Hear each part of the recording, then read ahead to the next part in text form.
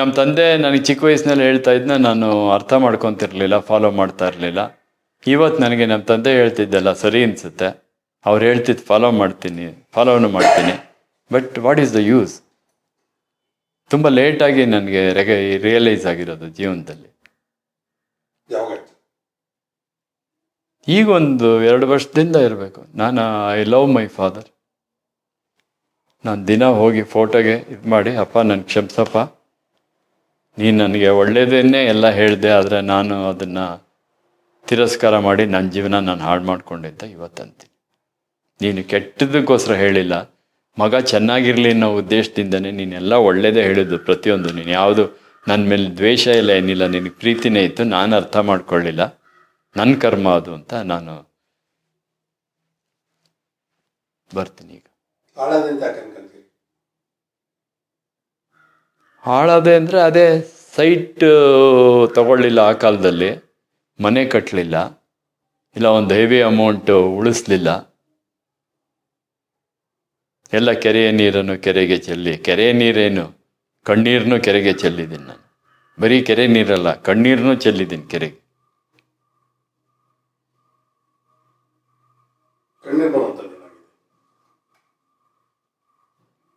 ಮಗ ಕೊರಗ್ತಾನಲ್ಲ ಸರ್.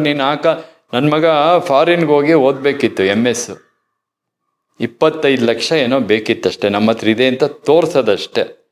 ಅವ್ರು ತೋರ್ಸಾದ್ಮೇಲೆ ಬೇಕಾದ್ರೆ ಅದನ್ನು ನಾವು ಡ್ರಾ ಮಾಡಿ ಯಾರಿಗೆ ಬೇಕಾದ್ರೆ, ಯಾರ ಹತ್ರ ಸಾಲ ಮಾಡಿದರೆ ಬೇಕಾದ್ರೆ ಕೊಟ್ಬಿಡ್ಬೋದು, ಅಥವಾ ಅವ್ರೇನು ನಮ್ಗೆ 25 ಲಕ್ಷ ಕೊಡಿ ಅಂತ ಕೇಳಲ್ಲ. ಅವನು ಮೆಡಲಿಸ್ಟು ಸರ್. ಅವನು ನನ್ನ ಮಗ 96% ಎಲ್ಲ ತೆಗೆದಿದ್ದಾನೆ. ಯಾವಲ್ಲೂ ಓದೋದು ಅಂದ್ರೆ ಹೆಂಗೆ ಓದ್ತಾನೆ ಗೊತ್ತೆ ನಿಜವಾಗ್ಲೂ. ಇಲ್ಲ, ದೇವರು ಅವನಿಗೆ ಒಳ್ಳೇದು ಮಾಡಬೇಕು, ಅಷ್ಟು ಇದು ಹಾರ್ಡ್ ವರ್ಕರ್ ಅವನು. ಆವಾಗ ನನಗೆ ಅರೇಂಜ್ ಮಾಡೋಕ್ಕಾಗಲಿಲ್ಲ ಸರ್. ಅರೇಂಜ್ ಅಂದ್ರೆ ಅಷ್ಟೇ, ಅದೇನು ಅದು ಖರ್ಚು ಮಾಡೋಕ್ಕಲ್ಲ, ಸುಮ್ಮನೆ ಲೆಕ್ಕ ತೋರ್ಸೋಕ್ಕೆ. ಯಾರ್ಯಾರನೋ ಕೇಳಿದ್ವಿ, ಯಾಕೆ ಅಮೆರಿಕಾದಲ್ಲಿರೋ ನನ್ನ ತಮ್ಮನ್ನೇ ಕೇಳಿದ್ವಿ, ಅವನು ಮಾಡಲಿಲ್ಲ. ಆಗ ನಿನ್ನ ಮಗ ಆಮೇಲೆ ಕೊಡದೇ ಇದ್ದರೆ ಅಂದ. 25 ಲಕ್ಷ ಅಲ್ಲ, ಕೋಟಿನೂ ಅವನಿಗೇನು ಲೆಕ್ಕ ಅಲ್ಲ. ಅವನದೇನು, ಅವನ ಜೀವನ ಅವನದು, ಅವನ ತೊಂದರೆಗಳು, ಅವನ ದುಃಖಗಳು, ಅವನ ನೋವುಗಳು ಅವನದು. ನಮ್ಮ ಟೈಮ್ ಚೆನ್ನಾಗಿದ್ದರೆ ಎಲ್ಲ ಆಗುತ್ತೆ ಸರ್. ಎಲ್ಲರೂ ರಜನಿಕಾಂತೆ ಆಗಲಿಲ್ವಲ್ಲ. ರಜನಿಕಾಂತ್ ಟೈಮ್ ಚೆನ್ನಾಗಿತ್ತು, ರಜನಿಕಾಂತ್ ಆದರು. ಇಲ್ಲ ಅಂದಿದ್ರೆ ಅವರು 100ರಲ್ಲೊಬ್ರು, 1,00,000ಕ್ಕೊಬ್ರು, ಕೋಟಿನಲ್ಲೊಬ್ರು ಆಗಿರೋರು ಅಷ್ಟೇ. ಹಾಂ, ಸೈಟ್ ಮಾಡಿದರೆ ಇಷ್ಟೊತ್ತಿಗೆ ನಾವು ಮಾರಿದರೆ ನಾನು ಅಮೆರಿಕದಲ್ಲಿ ಹೋಗಿ MS ಓದ್ಬೋದಾಗಿತ್ತು. ದುಡ್ದಿದ್ಯಾ, ಎಲ್ಲ ಹಾಳು ಮಾಡಿದ್ಯಾ, ಎಲ್ಲ ಖರ್ಚು ಮಾಡಿದ್ಯಾ, ಎಲ್ಲ ಪೇಪರು, ಮ್ಯಾಗ್ಝೈನು, ಕ್ಯಾಸೆಟ್ಟು. ಇವಾಗ ಇಟ್ಕೊಂಡು ಏನು ಮಾಡೋಕ್ಕಾಗುತ್ತೆ ಸರ್? ಅಷ್ಟು ಮ್ಯಾಗ್ಝೈನ್ಸ್ ಓದೋಕ್ಕಾಗ್ತಿತ್ತಾ? ಅಷ್ಟು ನ್ಯೂಸ್ ಪೇಪರ್ ಏನಾರು ಓದ್ತೀವ? ಅಷ್ಟು ಕ್ಯಾಸೆಟ್ ಹಾಡು ಕೇಳ್ತೀವ? ಅವನ ಪ್ರಕಾರ ಸರಿ ಇರ್ಬೋದು ಸರ್. ನಾನೇನು ಅದಕ್ಕೆ ನನ್ನ ಮಗನ ನಾನು ದ್ವೇಷ ಮಾಡಲ್ಲ, ನನ್ನ ಮಗನ ನಾನು ಪ್ರೀತಿ ಮಾಡ್ತೀನಿ. ಹೌದು, ಅದು ಅವನಿಗೆ ಹೇಳಿದ್ದೀನಿ ನಾನು. ನಮ್ಮಪ್ಪನೇ ಒಂದು ಸತಿ ಹೇಳಿದರು, ನಿಮ್ಮಪ್ಪ ಹೊಡಿತಾನೆ ಬೈತಾನೆ ಅಂತ ನೀನು ನನ್ನ ಮೇಲೆ ಇದು ಮಾಡ್ತಾ ಇದೀಯಾ, ನೀನು ಅಪ್ಪ ಆಗು, ನಿನಗೂ ಒಬ್ಬ ಮಗ ಆಗಲಿ. ಅವನೇನಾದ್ರು ತಪ್ಪು ಮಾಡಿದಾಗ ನೀನು ಬೈಯಲ್ವಾ, ಅವನಿಗೆ ಹೊಡಿಯಲ್ವಾ, ಆವಾಗ ಅರ್ಥ ಮಾಡ್ಕೊ ನಿಮ್ಮ ಅಪ್ಪನ್ನ ನೀನು ಅಂತ. ನಿನ್ನ ಮಗ ತಪ್ಪು ಮಾಡಿದಾಗ ಹಾಗೆ ಹೊಡೆದಿದ್ದೀನಿ, ನಿನ್ನ ಮಗ ತಪ್ಪು ಮಾಡಿದಾಗ ಮುದ್ದು ಮಾಡ್ತೀಯ ನೀನು, ದಂಡ್ಸಲ್ವಾ ಅವನ್ನ? ನಾನು ಮಾಡಿದರೆ ಅದು ತಪ್ಪ? ನಾನೇನು ನಿನಗೆ ಶತ್ರುನಾ ಅಂತ ನಮ್ಮ ತಂದೆ ಆವಾಗ ಬೈದಿದ್ರು ಚಿಕ್ಕ ವಯಸ್ಸಿನಲ್ಲಿ. ಆವಾಗ ಅರ್ಥ ಆಗಿರಲಿಲ್ಲ.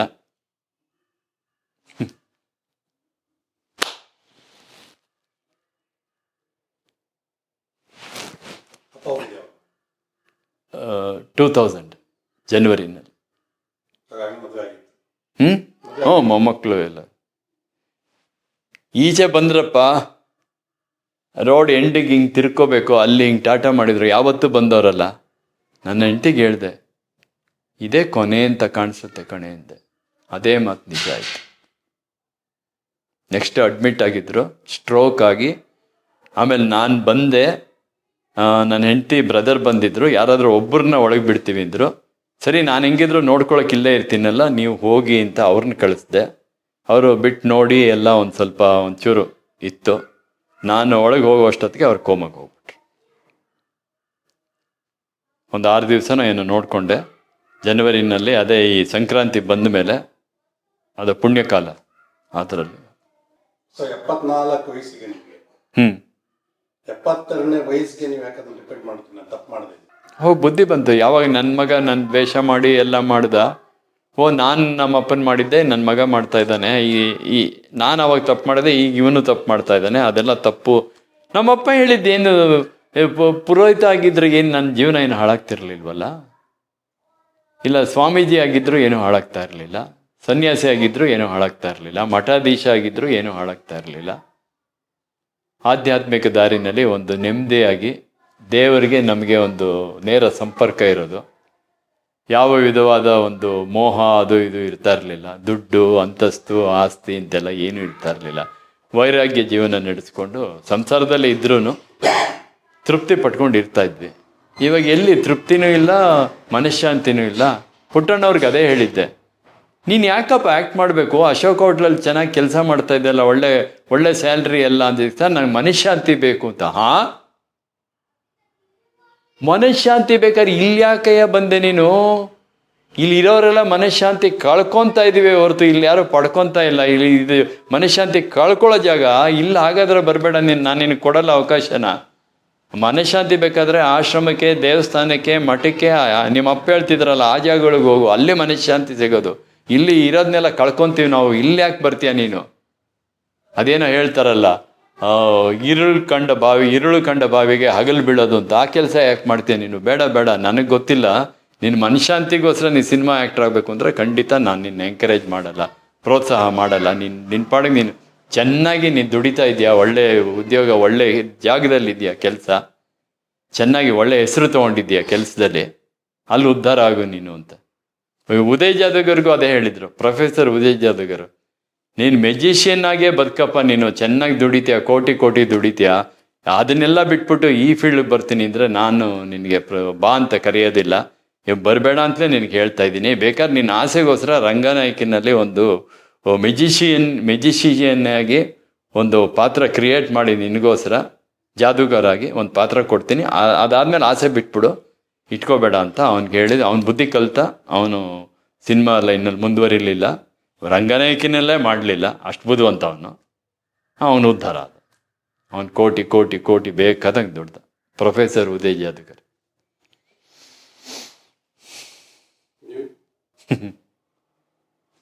ಅನ್ಕೊಂಡಂಗೆ ಜೀವನ ಸರ್, ನಾವು ಹೇಗೆ ಅನ್ಕೊಂತೀವಿ ಹಾಗೆ ಅದು. ಉದ್ಧಾರ ಆದೆ ಅಂದರೆ ಉದ್ಧಾರ ಆದಾಗೆ, ಹಾಳಾಗೋದೆ ಅಂದರೆ ಹಾಳಾಗೋದಾಗೆ ಅಷ್ಟೇ. ಎಲ್ಲೋಗಿದ್ರು ಇಷ್ಟೇ ಇತ್ತೇನೋ ನನ್ನ ಹಣೆ ಬರ ಅನ್ಸುತ್ತೆ. ನಾನು ಯಾವುದೇ ಲೈನ್ಗೆ ಹೋಗಿದ್ರು ನನ್ನ ಹಣೆ ಬರ ಇಷ್ಟೇನೆ. ಸಿನಿಮಾದ ಮೇಲೆ ಹಾಕಲ್ಲ ನಾನು, ಸಿನಿಮಾದ ಮೇಲೆ ಆಗಲಿ, ಸಿನಿಮಾ ಜನರ ಮೇಲೆ ಆಗಲಿ ಹಾಕಲ್ಲ. ನನಗೆ ಅತ್ಯುತ್ತಮ ಉದಾಹರಣೆ ಅಂದರೆ ರಜನಿಕಾಂತ್ ಅವರು. ಅವ್ರಿಗಿತ್ತು ಯೋಗ, ಎಷ್ಟೇ ಏನೇ ಆದರೂ ಅವರು ಅದನ್ನು ಮೆಟ್ಲು ಹತ್ತಿದ್ರು. ನನಗಿಲ್ಲ ಯೋಗ, ಒಂದು 10 ಮೆಟ್ಲು ಹತ್ತಿ ಜಾರಿ ಬೀಳ್ತಾ ಇದ್ದೀನಿ ಅಷ್ಟೆ.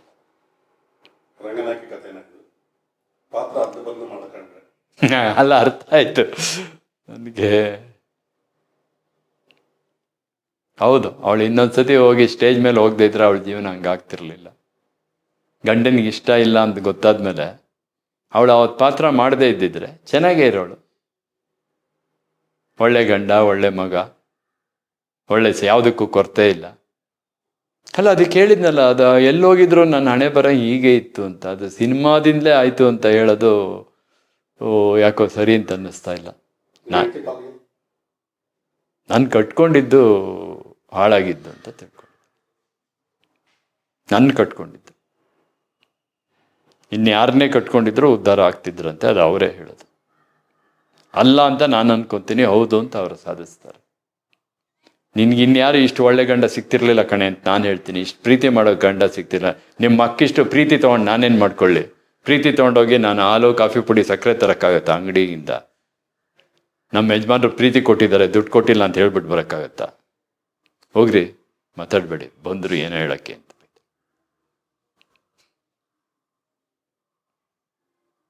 ಈಗೇನು ಸ್ವಂತ ಮನೆನಾ? ನಾನು ಸೈಟೇ ಮಾಡೋಕ್ಕಾಗಿಲ್ವಲ್ಲ ಸರ್, ನಾನು ಮಾಡೋಕ್ಕೆ ಆಸೆನೂ ಬಿದ್ದಿಲ್ಲ. ನಮ್ಮ ತಂದೆ ಚಿಕ್ಕ ವಯಸ್ಸಿನಲ್ಲೇ ಹೇಳೋರು, ಅಯ್ಯೋ ಸೈಟ್ ಮಾಡಿಬಿಟ್ರೆ ಕಷ್ಟ, ಬೇರೆ ಯಾರೋ ಬಂದು ಮನೆ ಕಟ್ಕೊಂಡ್ಬಿಡ್ತಾರೆ ಅಂತ. ದುಡ್ಡು ಇಟ್ಕೋಬಾರ್ದು ಮನೇಲಿ, ಚಿನ್ನ ಇಟ್ಕೋಬಾರ್ದು, ಗೌರ್ಮೆಂಟ್ ಬಂದು ಸೀಸ್ ಮಾಡಿಬಿಡ್ತಾರೆ, ಈ ಥರ ಎಲ್ಲ ಚಿಕ್ಕ ವಯಸ್ಸಿನಲ್ಲಿ ಭಯ ಹುಟ್ಟಿಸ್ಬಿಟ್ಟಿದ್ರು. ನೀನು ಬೆಂಗಳೂರಿನಲ್ಲಿ ಒಬ್ಬನೇ ಹೆಂಗೆ ಬದುಕ್ತೀಯ, ನಿಂಗೆ ಗೊತ್ತಿಲ್ಲದೆ ಇರೋ ಊರು. ಅವ್ರ ಆ ಥರ ಎಲ್ಲ ಭಯ ಹುಟ್ಟಿಸಿ ನಾನು ಏನು ಯಾವುದಕ್ಕೂ ಆಸೆ ಬೀಳಲೇ ಇಲ್ಲ. ಸೊ ಅಪ್ಪನ ಆದರ್ಶ ನಿಮಗೆ ಬಿಡುವಾಯ್ತಾ?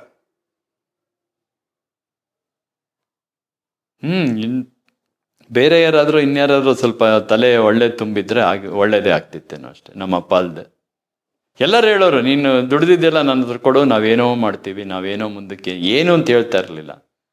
ನಮ್ಮ ದೊಡ್ಡಮ್ಮ ಆಗಲಿ, ಇನ್ನೊಬ್ಬರಾಗಲಿ, ಮತ್ತೊಬ್ಬರಾಗಲಿ ಎಲ್ಲ ಹೇಳೋರು, ಬೇಕಾದಂಗೆ ದುಡಿತಿಲ್ಲ ಮೂರ್ತಿ, ನಮ್ಮ ಹತ್ರ ಕೊಡು, ಆ ದುಡ್ಡೆಲ್ಲ ತಂದು ಕೊಡು, ನಾವೇನೋ ಮಾಡ್ತೀವಿ ನಿನಗೆ ಅಂತ ಹೇಳೋರು.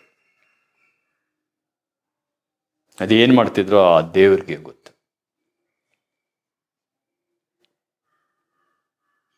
ಮಕ್ಕಳು ಈಗಲೂ ಅದನ್ನ ಹೇಳ್ತಾರೆ? ಮಗಳೇನು ಹೇಳಲ್ಲ ಸರ್. ಮಗಳಿಗೆ ನನ್ನ ಕಂಡ್ರೆ ತುಂಬ ಪ್ರೀತಿ ಇದೆ, ಅವಳು ಅರ್ಥ ಮಾಡ್ಕೊಂಡಿದ್ದಾಳೆ. ಅಪ್ಪ ನೀನು ಮಾಡೋದೆಲ್ಲ ಮಾಡಿದ್ಯಪ್ಪ, ಅವ್ರವ್ರ ಹಣೆ ಬರ ಅವ್ರವ್ರು ಅನುಭವಿಸ್ಲೇಬೇಕು. ಯಾವುದಕ್ಕೆ ಯಾರನ್ನೂ ದೂಷಿಸಬಾರ್ದು. ಅವ್ರವ್ರು ಪಡ್ಕೊಂಬಂದಿದ್ದು ಅವ್ರವ್ರ ಭಾಗ್ಯ ಅವ್ರವ್ರದ್ದು. ನೀನು ಮಾಡೋದೆಲ್ಲ ಚೆನ್ನಾಗೇ ಮಾಡಿದ್ಯಾ, ನಮ್ಮನ್ನು ಚೆನ್ನಾಗಿ ಬೆಳೆಸಿದ್ಯಾ, ಸಾಕಿದ್ಯಾ, ನೋಡ್ಕೊಂಡಿದ್ಯಾ, ನಿನ್ನ ಕೈಲಾಗಿದ್ದು ನೀನು ಮಾಡಿದ್ಯಾ. ನಾವು ನೀನು ಸೈಟ್ ಮಾಡಲಿಲ್ಲ, ಮನೆ ಮಾಡಲಿಲ್ಲ ಅಂತೆಲ್ಲ ಆ ಥರ ಎಲ್ಲ ನೀನು ಹರ್ಟ್ ಮಾಡೋದು ತಪ್ಪದು, ನೀನು ನೋಯಿಸ್ಬಾರ್ದು. ನೀನು ತುಂಬ ಒಳ್ಳೆ ಅಪ್ಪನೇ ನೀನು, ನಾವು ಪುಣ್ಯ ಮಾಡಿದ್ವಿ ನಿನ್ನ ಹೊಟ್ಟೆಲಿ ಊಟಕ್ಕೆ ಅಂತಲೇ ಹೇಳ್ತಾ. ಮಗ ಬೈಯಲ್ಲ, ಸೈಟ್ ಮಾಡಲಿಲ್ಲ, ಮನೆ ಕಟ್ಟಲಿಲ್ಲ, ನಿನಗಿತ್ತು ದುಡ್ಡು, ಅದೇ ಎಲ್ಲ ಬಿಸಾಕಿದ್ನಲ್ಲ ತೆಗೆದು ಆಚೆಗೆ ಅಂತ ಹೇಳಲಿಲ್ವೇ? ಎಲ್ಲ ಇಟ್ಬಿಟ್ಟು ಶಿಫ್ಟ್ ಮಾಡೋವಾಗ ಇಷ್ಟು ಮ್ಯಾಗ್ಝೈನ್ಸ್ ಎಲ್ಲ ಅದು ಹಾಕಲ್ಲ ಅಂತ ಹೇಳಿದ್ದ. ಅದು ಯಾವ ಕೋಪದಲ್ಲಿ ಹಾಕ್ದ ಅಂತ ಗೊತ್ತಿಲ್ಲ. ಇಲ್ಲಪ್ಪ ಪೇಪರೆಲ್ಲ ಹಾಕ್ಬಿಡ್ತೀನಿ, ಮ್ಯಾಗ್ಝೈನ್ಸ್ ಹಾಕಲ್ಲ, ನಂಗೆ ಮ್ಯಾಗ್ಝೈನ್ಸ್ ಅದರ ವ್ಯಾಲ್ಯೂ ಗೊತ್ತು, ನಿನಗೆ ಸಿಗಲ್ಲ ಅದೆಲ್ಲ, ನೀನು ಅದರಲ್ಲಿ ಏನು ಮಾಡ್ತೀಯೋ ನೀನು ಒಂಥರ ನಿನ್ನ ಬಗ್ಗೆ ಯಾರು ಯೋಚನೆ ಮಾಡೋಕ್ಕಾಗಲ್ಲ, ಇಮ್ಯಾಜಿನ್ ಮಾಡೋಕ್ಕಾಗಲ್ಲ, ನಿನ್ನ ಇದನ್ನು ಯಾರು ಅಳೆಯೋಕ್ಕಾಗೋದಿಲ್ಲ, ಏನೋ ಇದೆ. ಹಾಂ, ಮ್ಯಾಗ್ಝೈನ್ಸ್ ಅದೇ ರೂಪತಾರ, ಮತ್ತು ಇದು ತರಂಗ, ಆಮೇಲೆ ವಿಜಯ ಚಿತ್ರ, ತಮಿಳ್ ಮ್ಯಾಗ್ಝೈನ್ಸು, ಈ ಥರ ಎಲ್ಲ ಅವೇ ಪ್ರತಿಯೊಂದು ಜಾಸ್ತಿ ಅದು ಇದೇ ಆಗಿರಲಿಲ್ಲ. ನಾನು ಎರಡೆರಡು ಎಷ್ಟು ವರ್ಷದಿಂದ ಸರ್, ಯಾವಾಗಿಂದನೂ ಶುರು ಆದಾಗಿಂದ ಮೊದಲನೇ ಸಂಚಿಕೆಯಿಂದನೂ ಕೊಡಾಕಿದ್ದೆ ಸರ್ ಎಲ್ಲ. ಅರಗಿಣಿ ಮ್ಯಾಗ್ಝೈನು, ಲಂಕೇಶ್ ಪತ್ರಿಕೆ, ಹಾಯ್ ಬೆಂಗಳೂರು, ಯಾವುದು ಬಿಡ್ತಾ ಇರಲಿಲ್ಲ ಸರ್. ನಾರ್ಮಲ್ ಪೇಪರ್ ಅಲ್ಲದೆ, ದಿನನಿತ್ಯದ ಪೇಪರ್ ಅಲ್ಲದೆ ಇವೆಲ್ಲ ಪ್ರತಿಯೊಂದೂ ನನ್ನ ಹತ್ರ ತುಂಬ ಉಪಯುಕ್ತವಾದ್ದು, ತುಂಬ ಎಂಥದ್ದು ಕಲೆಕ್ಷನ್ ಇದು ಅಂದರೆ ಅದು 4-5 ಇಟ್ಟಿದ್ದೇವೆ. ಏನಕ್ಕೆ ಸ್ಟಾರ್ಟ್ ಮಾಡೋದು? ಏನೋ ಅದನ್ನೆಲ್ಲ ನಾನು ಕಲೆಕ್ಟ್ ಮಾಡಿ ಅದನ್ನೆಲ್ಲ ಓದಿ ಎಲ್ಲ ಮಾಡಿದ್ರೆ ನಾನು ಈ ಫೀಲ್ಡಲ್ಲಿ ಭಾಳ ಎತ್ತರಕ್ಕೆ ಬೆಳೆದು ಬಿಡ್ತೀನಿ, ಬೇಕಾದಷ್ಟು ಹೆಸರು ಸಂಪಾದಿಸ್ತೀನಿ, ಬೇಕಾದಷ್ಟು ದುಡ್ಡು ಮಾಡ್ತೀನಿ, ಬೇಕಾದಷ್ಟು ಜನಗಳಿಂದ ಪ್ರೀತಿ ಗಳಿಸ್ತೀನಿ. ಎಲ್ಲ ಪಾಸಿಟಿವೇ ಇತ್ತು. ನಾನು ಎಷ್ಟೇ ಖರ್ಚು ಮಾಡಿದ್ರು ನಂಗೆ ಅದು ಯಾವತ್ತು ನಾನೇನು ಇದು ಎಂಥದ್ದು ಇದು ಟಿಕೆಟ್ ತೊಗೊಂಡವನ ಲಾಟ್ರಿ ಟಿಕೆಟ್ ತೊಗೊಂಡೆ ಅಂತ ಅನ್ನಿಸ್ತಾ ಇರಲಿಲ್ಲ. That was my investment on ಇದು ಬೆಳೆ ಬೀಜ ಬಿತ್ತದಂಗೆ ಭೂಮಿಲಿ ಇನ್ಕೊತಾ ಇದ್ದೆ. ತಲೆಯಲ್ಲೂ ಇದೆ, ಬಟ್ ಅದು ಪ್ರೂಫು ನಾನು ತಲೆಯಲ್ಲಿ ಇವತ್ತು ಹೇಳಿದರೆ ಯಾರೋ ನಂಬಲ್ಲ ಸರ್. ನಾನು ಪ್ರೂಫ್ ತೋರಿಸ್ಬೇಕು ಅವ್ರಿಗೆ. ಅಯ್ಯೋ ಇದು ಯಾರೋ ಸುಳ್ಳು ಬರೆದಿದ್ದಾರೆ ಅಂತ ತಿಳಿಸ್ತಾರೆ. ಇದಕ್ಕೇನು ಮಾಡ್ತೀರಾ? ಯಾರೋ ಬುದ್ಧಿ ಇಲ್ದಿರೋರು ಬರ್ತಿದ್ದಾರೆ, ಇದು ಯಾವುದೋ ತಪ್ಪು ಇನ್ಫಾರ್ಮೇಷನ್ನು, ಇವ್ರು ಹೇಳಿದ್ದೆ ಸರಿ ಅಂತ. 60ನೇ ಇಸ್ವಿ ವಿಚಾರನೂ ಇವ್ರು ಹುಟ್ಟೇ ಇರಲ್ಲ, ಇವ್ರು ಹೇಳಿದ್ ಸರಿ ಅಂತ ಇವ್ರು ಹೇಳೋದು. ಸದ್ಯಕ್ಕೆ ಬೆಲೆ ಎಲ್ಲಿದೆ ಸರ್? ಈಗ ಪ್ರಪಂಚ ಬಿಟ್ಬಿಡಿ, ಈ ರಂಗದಲ್ಲೇ ಹೇಳಿ ಎಲ್ಲಿದೆ ಸತ್ಯಕ್ಕೆ ಬೆಲೆ? ಸತ್ಯವಂತರಿಗೆ ಎಲ್ಲಿದೆ ಗೌರವ? ಅವ್ರಿಗೆ ಎಲ್ಲಿದೆ ಪ್ರೀತಿ? ಅವ್ರಿಗೆ ಅವಕಾಶ ಕೊಡ್ತಾರೆ. ಯಾವ ಕಲೆಕ್ಷನ್ಸ್ ನಿಮ್ಮ ಹತ್ರ? ಹಾ, ಕಲೆಕ್ಷನ್ಗಳು ಏನೇನಿತ್ತು? ರೇರ್ ಕಲೆಕ್ಷನ್ಸ್ ಅಂತ ಅದೇ ಇವೇನೆ ಸರ್. ಈಗ ಹೇಳಿದ್ನಲ್ಲ, ಲಂಕೇಶ್ ಪತ್ರಿಕೆ, ಹಾಯ್ ಬೆಂಗಳೂರು, ಅರಗಿಣಿ, ವಿಜಯ ಚಿತ್ರ, ಬೊಮ್ಮೈ ತಮಿಳ್ದು, ಆಮೇಲೆ ಒಂದಷ್ಟು ಕುಮುದಂ, ಏನೊಂದು ಕಂಡ್ರು ಸರ್, ಏನೊಂದು ಫ್ರಂಟ್ ಪೇಜ್ನಲ್ಲಿ ಒಬ್ಬರು ಫೋಟೋ ಚೆನ್ನಾಗಿದೆ ಅಂದರೆ ಅದನ್ನ ತಂದಿಡ್ತಾ ಇದ್ದೆ ನಾನು. ಮಗ ಏನು ಮಾಡಿದ್ರು? ಮಗ ಏನು ಮಾಡಿದ್ರು? ಏನಿಲ್ಲ, ಒಂದು ರೂಮ್ ಇಟ್ಕೊಂಡಿದ್ದೆ ನಾನು. ಅದು ಲೀಸ್ಗೆ ಹಾಕ್ಕೊಂಡಿದ್ವಿ. ಆ ಲೀಸ್ ಪೀರಿಯಡು ಮುಗೀತು, ಮತ್ತೆ ರಿನೋವೇಟ್ ಮಾಡ್ಕೋಬೇಕಾಯ್ತು. ರಿನೋವೇಟ್ ಮಾಡೋವಾಗೆಲ್ಲ 1,50,000 ಹಂಗೆ ಅಮೌಂಟೇ ಕೇಳೋರು. ಅದೇನಷ್ಟು ಜಾಸ್ತಿ ಯೂಸ್ ಇರಲಿಲ್ಲ. ಒಳ್ಳೆ ಗೋಡೌನ್ ಆಗಿತ್ತು, ಧೂಳು ತುಂಬಿತ್ತು ರೂಮು. ಒಳಗಡೆ ಹೋದರೆ ಅನಾರೋಗ್ಯ ಕಾಡ್ತಾ ಇತ್ತು. ಅದಕ್ಕೋಸ್ಕರ ಏನು ಬಿಸಾಕ್ತಾ ಇರಲಿಲ್ಲ ಸರ್, ಏನೊಂದು ಬಿಸಾಕಲ್ಲ. ಇವಾಗ ನಾನು ತಂದಿರೋದ್ರಲ್ಲೇ ನೀವು ಹುಡುಕಿದ್ರೆ ಬೇಕಾದಂಗೆ ಸಿಗುತ್ತೆ ನೋಡಿ. ಚೀಟಿ ಪಾಟಿ ಎಲ್ಲ ಹೆಂಗೆ, ಯಾವುದನ್ನು ಬಿಡಲ್ಲ ನಾನು.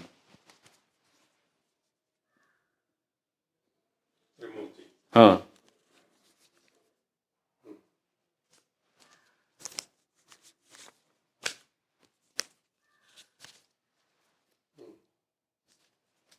ರಾಘವೇಂದ್ರನೇ. ಯಾವ ಬಸ್ ಟಿಕೆಟು ಅಲ್ಲ, ಈಗೇನಾಯ್ತದಲ್ಲ? ಎಲ್ಲ ತೆಗೆದ ಆಚೆ ಇಟ್ಟ ಬಂದ. ನಿರುತ್ತರ ಶೋದು. ಭಾವನಾ. ಹಾಂ, ಅದೇ ಇದ್ರ ಶೋ ಇತ್ತಲ್ಲ ಅದರದ್ದು. ಅಲ್ಲ, ಇಲ್ಲಿ ನೋಡಿ, ಬಸ್ ಟಿಕೆಟ್. ನೀವು ಇನ್ನೊಂದು ಹೇಳಿದ್ರೆ ನಂಬಲ್ವೇನೋ, ಬಿದ್ದಿದ್ದ ತಲೆ ಕೂದಲು ಕೂಡ ಬಿಸಾಕಲ್ಲ. ಅವು ಎಲ್ಲ ತುಂಬಿ ತುಂಬಿ ತುಂಬಿ ಇಟ್ಟಿದ್ದೆ. ವಿಗ್ ಮಾಡಿಸ್ಕೋಬೇಕು, ಮೀಸೆ ಮಾಡಿಸ್ಕೋಬೇಕು, ನನ್ನ ಕೂದಲಲ್ಲೇ ಮಾಡಿಸ್ಬೇಕು ಅಂತ. ಅದು ಹೋಯ್ತಾ? ಗೊತ್ತಿಲ್ಲ, ಅದೇನಾರು ನಾನು ಬೈ ಚಾನ್ಸು ತಂದ್ಬಿಟ್ಟಿದ್ನೆ ಅವನು ಎಸೆಯಕ್ಕೆ ಮುಂಚೆ ಅಂತ. ನೋಡಿ ಬಸ್ ಟಿಕೆಟ್. ಎಸೆಯೋದು ಅನ್ನೋದೇ ಏನೂ ಇಲ್ಲ ಸರ್ ನನ್ನ ಹತ್ರ. ಹಿಂದೆ ಬರೆಯೋಕ್ಕಾಗುತ್ತೆ ಅಂತ ಇಟ್ಕೊತೀನಿ. ಥರ ಕಟ್ ಮಾಡಿ ಬಿಸಾಕಲ್ಲ, ಇಲ್ಲಿ ಬರೀಬೋದು ಅಂತ ಇಟ್ಕೊತೀನಿ. ಬಿಸಾಕೋದು ನನ್ನಲ್ಲಿ ಇಲ್ಲ ಸರ್. ಮಗ ಏನು ಮಾಡಿದ್ರು? ಹಾಂ, ಮಗ ಏನು ಮಾಡೋದು? ಅದನ್ನ ಬಿಸಾಕಿದ್ರ? ಇಲ್ಲ, ಎಲ್ಲ ಸೈಡಲ್ಲಿ ಇಟ್ಬಿಟ್ಟು ಬಂದ್ಬಿಟ್ಟಿದ್ದಾನೆ. ಎಲ್ಲಿ? ಅದೇ ಅಲ್ಲೇ ರೂಮಿಂದ ಆಚೆಗೆ. ಯಾವಾಗ? 5 ವರ್ಷ ಆಯ್ತು. ಅದು ಹೋಯ್ತು. ಒಂದ್ಸತಿ ಖಾಲಿ ಮಾಡಿದಾಗ 3,000 ರೂಪಾಯಿ ಬಂತು ಪೇಪರ್ ಮಾರಿದ್ದಕ್ಕೆ. ಅದೇ ಯಾವಾಗ 88 ಹತ್ತತ್ರದಲ್ಲಿ. ಇಡೀ ದಿವಸ ಬಂದು ತೊಗೊಂಡೋದ್ರು ಪೇಪರ್ನವರೆಲ್ಲ. ನನ್ನ ಹೆಂಡ್ತಿ ಕಿತ್ತು ಇವಳ ಥರ ಒನಕೆ ಒಂಥರ ಕಚ್ಚೆ ಹಾಕ್ಕೊಂಬಿಟ್ಟು ನಿಂತು ಧೂಳು ಕುಡ್ಕೊಂಡು ಮೂಗಿಗೆ ಇದೆಲ್ಲ ಹಾಕ್ಕೊಂಡು ಎಲ್ಲ ಮಾಡಿ ತೆಗೆದು ಎಲ್ಲ ಒಗೆದು ಎಲ್ಲ ಬರೋದು ನಿಲ್ಸೇ ಬಿಟ್ರು ಸರ್. ಇನ್ನೂ ಬಾ ಅಂದರೆ ಬರಲೇ ಇಲ್ಲ ಪೇಪರ್ ತೊಗೊಂಡೋಗೋರು. 3,000 ರೂಪಾಯಿ ಕೊಟ್ಟಿದ್ದಾರೆ ಅವತ್ತು. ಅಲ್ಲಲ್ಲ, ನನ್ನ ಹೆಂಡತಿ 88 ಆದಮೇಲೆಲ್ಲ ಬಂದಿದ್ದು. 88 ಅಲ್ಲ, ಸಾರಿ, ಇವಾಗ ಕರೆಕ್ಟಾಗಿ ಹೇಳ್ತೀನಿ ರೀ. 2011 ಹತ್ತತ್ರ, 2010ನಲ್ಲಿ. ಯಾಕೆಂದರೆ ಮಗಳ ಮದುವೆಗೆ ಆ ರೂಮ್ ಕ್ಲೀನ್ ಮಾಡಬೇಕಾಯ್ತು. ಒಂದು ಸ್ವಲ್ಪನಾರು ಕ್ಲೀನ್ ಮಾಡಬೇಕಾಯ್ತು. ಅದೇ ಕ್ಲೀನ್ ಆವಾಗಲೂ ಆಗಲಿಲ್ಲ, ಈಗಲೂ ಆಗಲಿಲ್ಲ, ಯಾವಾಗಲೂ ಆಗಲಿಲ್ಲ. ಕ್ಲೀನ್ ಆಗಲ್ಲ. ಅಂದೇನು ಎಸೆಯೋಕ್ಕೆ ಯಾರಿಗೂ ಮನಸ್ಸು ಬರಲ್ಲ. ಏನೋ ಇದು ಬರ್ತಿದೆ ಅಂತ ಅನಿಸುತ್ತೆ. ಬಟ್ ನಾನು ಮೊದಲನೇವನು, ಎರಡನೇವ್ರನ್ನ ನೋಡಿದೆ ನಾನು ಬಿಸಾಕ್ತೀನಿ ಇಂದವ್ರನ್ನ. ಅದು ಕಲೆಕ್ಷನ್ ಮಾಡಿ ಇಟ್ಕೊಂಡಿದ್ದ ಬಿಸಾಕ್ತೀನಿ ಇಂದವ್ರನ್ನ ನೋಡಿದೆ ಅಂದೆ ಅಷ್ಟೆ.